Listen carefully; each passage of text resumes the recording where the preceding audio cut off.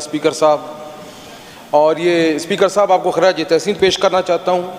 जो pre budget session आज हो रहा है, इसे मैं उम्मीद करता हूँ कि जो बजट है वो मज़ीद बेहतर और ख़ूबसूरती से बनेगा। जब पहले डिबेट होगी, इशूज़ सामने आएंगे तो मज़ीद बेहतरी आएगी इंशाअल्लाह बजट में। बिल्कुल अब्बासी साहब ने जब बात की एजुकेशन और हेल्थ की, मैं भी इस पर बात करना चाह रहा था कि ये एक बुनियादी ज़रूरत है तालीम और सेहत। तो इसको मैं ये चाहूँगा कि सबसे बड़ी खतीर रकम जो है वो एजुकेशन और हेल्थ में इस्तेमाल की जाए। इसके साथ ही बिल्कुल ऐसे ही है कि काफ़ी ऐसे हस्पताल भी मौजूद होंगे प्राइमरी, और कुछ स्कूल्स भी मौजूद होंगे जहाँ पर HR की कमी होगी, तो उसको फ़ौरन जो है वो पूरा किया जाए, क्योंकि इमारतों का इस्तेमाल तभी बेहतर हो सकता है जब उसमें HR, डॉक्टर्स या स्कूलों में असातिज़ा मौजूद हों। तो सर ये मेरी दरख्वास्त होगी कि इस बजट में इसको तवज्जो से देखा जाए। बाकी सर मैं ये चाहता हूँ कि कुछ अच्छे तरीके से भी तालीम को फ़रोग़ दिया जाए। तकरीबन 34% के करीब बच्चे, अगर मैं गलत नहीं हूँ फिगर, जो स्कूलों से बाहर हैं। सर हम कितने स्कूल बनाएंगे, कितने स्ट्रक्चर्स बनाएंगे, हज़ारों लाखों करोड़ों रुपए जो है स्कूलों पे लगते हैं, लेकिन सर दुनिया में आजकल नई तरीक़ों से भी तालीम को जो है फ़रोग़ दिया जाता है। एक स्कूल में, अगर सरकारी स्कूल में मैं समझता हूँ 7-8 हज़ार या 9 हज़ार रुपये एक बच्चे पे हुकूमत जो है वो खर्च करती है, जबकि जो प्राइवेट सेक्टर है उनका तालीमी मयार हकीकत है कि निस्बतन सरकारी स्कूलों से कुछ बेहतर ही होता है। तो बनिस्बत इसके कि सर 9-10 हज़ार 8 हज़ार हम एक बच्चे पे लगाएं, इमारतें अलग खड़ी करें, इंफ्रास्ट्रक्चर पे खर्चा हो, तो कुछ ऐसा मॉडल ना बनाएं सर कि बनिस्बत स्ट्रक्चर बनाने के कुछ ऐसी स्कीम बना दी जाए कि उन बच्चे को 3-4 हज़ार रुपये दिए जाएं उस प्राइवेट स्कूल को, और बच्चा जाए वहाँ पे तालीम हासिल करे। क्यों हम इंफ्रास्ट्रक्चर पे इतने ज़्यादा पैसे मज़ीद लगाएं? जो बन गए सर वो बन चुके हैं, उनकी HR पूरी की जाए, उनके असातिज़ा पूरी किए जाएँ।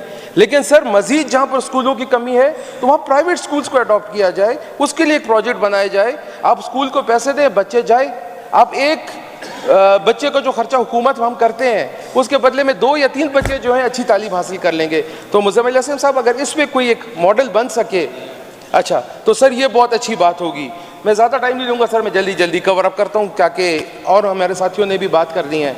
सर हेल्थ एक समंदर है, इसमें जितनी भी मेहनत की जाए, जितनी भी ज़रूरियात पूरी की जाए, कहीं ना कहीं कमी रह जाती है।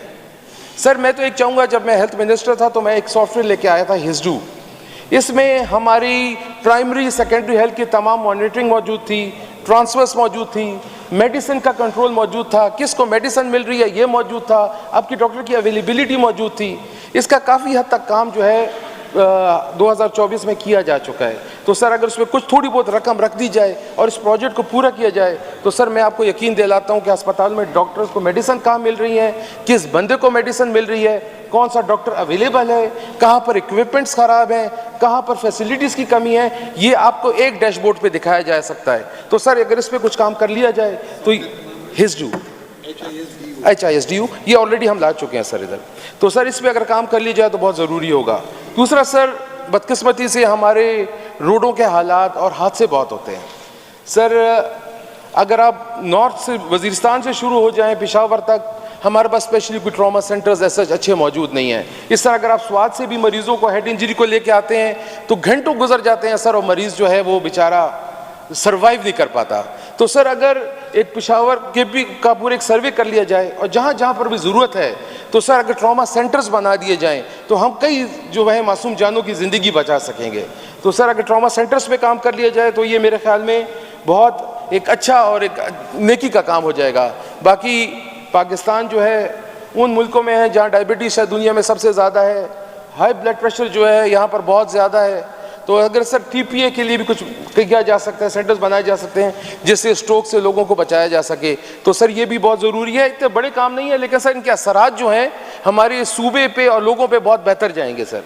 फिर सर सबसे बड़ी बात एक और भी है कि हमारे यहाँ पर खैबर पख्तूनख्वा, खुसूसन खैबर पख्तूनख्वा में पोलियो जो है बहुत ज़्यादा है। उसमें सबसे बड़ी वजह जो आपके क्लीन ड्रिंकिंग वाटर और सीवरेज आता है। बनिस्बत देखिए कि सियासी लोग इस पे अपने इलाकों में काम करें, एक हॉलिस्टिक अप्रोच रखें, एक ज़िले के लेवल पे सोच रखें, एक सूबे के लेवल पे सोच रखें, और इसको डिपार्टमेंटल लेवल पे सीवरेज और क्लीन ड्रिंकिंग वाटर और प्लस वाटर टेबल, इस पे सर ज़रूर अगर काम कर लिया जाए तो बहुत बेहतर होगा। Sir safe city, law and order situation, अल्लाह हमारे सूबे पे रहम करे। अगर सेफ सिटी को सर मज़ीद ऐसे शहर जो टारगेट पे हैं, जहाँ पर लॉ एंड ऑर्डर का मसला है, चाहे वो स्वात हो, चाहे वो मर्दान हो, चाहे वो साउथ के एरियाज़ हों, तो सर सेफ सिटी की एक्सटेंशन भी बहुत ज़रूरी है। इसको एक्सटेंड भी करना चाहिए, जिससे मेरे ख्याल में मॉनिटरिंग में और दहशतगर्दी के रोकथाम में बहुत बड़ा एक किरदार होगा। हमारी पुलिस काबिल फ़ख्र है, कुर्बानियाँ दे रही है। मैं चाहूँगा कि सर उनको मज़ीद असले की ज़रूरत हो या बुलेट प्रूफ गाड़ियों की ज़रूरत हो तो उनको वो ज़रूर प्रोवाइड किया जाए, ताकि वो अपनी हिफाजत भी कर सकें, इस मुल्क की, हमारे इस मुल्क के जवानों की हिफाजत भी कर सकें। सर हम लोग अल्हम्दुलिल्लाह 2024 में भी रमज़ान पैकेज हमने दिया है, अच्छे तरीके से तकसीम हुआ। इस साल भी जो है रमज़ान पैकेज दिया गया, अच्छी बात है। मुतवस्सित तबके को सहारा देना, उनके घर में राशन पहुँचाना, उनकी ज़िंदगियों में आसानी पैदा करना बहुत बेहतर बात है सर।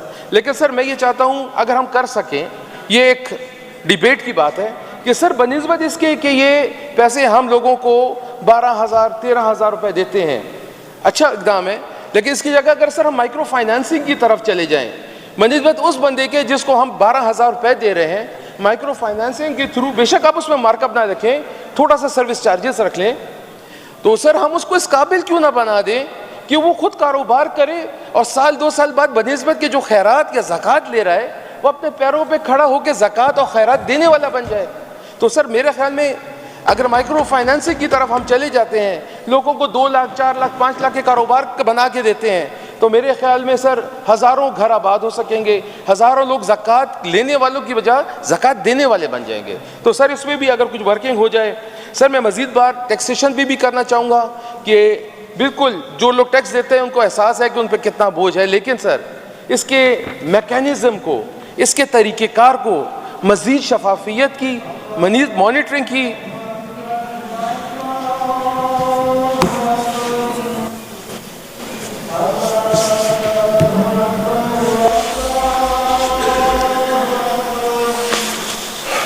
जो एक्साइज डिपार्टमेंट है, जो कमर्शियल प्लाजा से, इंडस्ट्री से, इनसे टैक्स कलेक्शन करता है, तो सर इसके जो निज़ाम है उसको भी मॉनिटर करना चाहिए, क्योंकि बेहतर तरीके से रेवेन्यू हम कलेक्ट कर रहे हैं। लेकिन सर मैं ये समझता हूँ कि मज़ीद बेहतर किया जा सकता है, मज़ीद रेवेन्यू उसको बढ़ाया जा सकता है। सर हमारा सूबा, यहाँ पर इंडस्ट्रीज़ आप देख लें तो कहीं पर भी इंडस्ट्रीज़ कामयाब नहीं हो रही। इंडस्ट्रीज़ का जो सपोर्ट है वो एक अच्छे तरीके से देने की ज़रूरत है सर।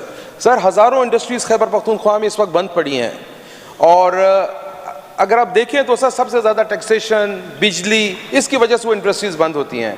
मैं चाहूँगा मुज़म्मिल असलम साहब अगर हम इस इंडस्ट्रियलिस्ट कम्युनिटी को बुलाएं, इनके साथ बैठें, बेशक अगर वो खैबर पख्तूनख्वा की इंडस्ट्री चलती है और वो हमें टैक्स नहीं भी देती, लेकिन दूसरी तरफ देखा जाए तो रोज़गार तो बन जाएगा, लोगों को नौकरियां मिल जाएंगी, डायरेक्ट और इनडायरेक्ट जो जॉब्स हैं लोगों को मिलेंगी, और सूबा जो है वो तरक्की की तरफ गामज़न हो सकेगा, ओवरऑल रेवेन्यू जो है सूबे में वो जनरेट हो सकेगा। तो सर इसमें भी अगर कुछ वर्किंग कर ली जाए तो मैं ये समझता हूँ कि सर हमने अल्टीमेटली लोगों को रोज़गार देना है, लोगों को कारोबार देना है और लोगों को अपने पैरों पर खड़ा करना है। हुकूमतों का मेन मकसद पैसा कमाना नहीं, आवाम को अपने पैरों पे खड़ा करना होता है।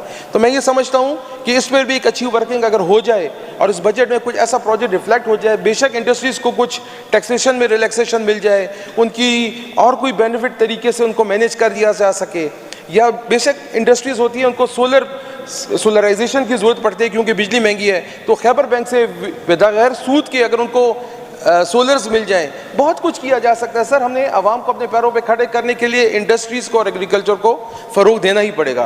तो सर ये छोटी सी कुछ बातें थी मेरे जहन में थी, तो मैंने मुनासिब समझा कि मैं यहाँ पर डिबेट कर लूँ, उस पर मैं बात कर लूँ, इस पर रोशनी डाल दूँ। मज़ीद भी सर काफ़ी ऐसी चीज़ें होंगी जो वक्तन फ़वक्तन मेरे जहन में आती रहेंगी, तो मैं कोशिश करूँगा कि असम्बली के फ्लोर पर भी बात कर लूँ, मुज़म्मिल साहब के साथ बैठ के भी बात कर लूँ। फिर बहुत बहुत शुक्रिया सर, मेहरबानी।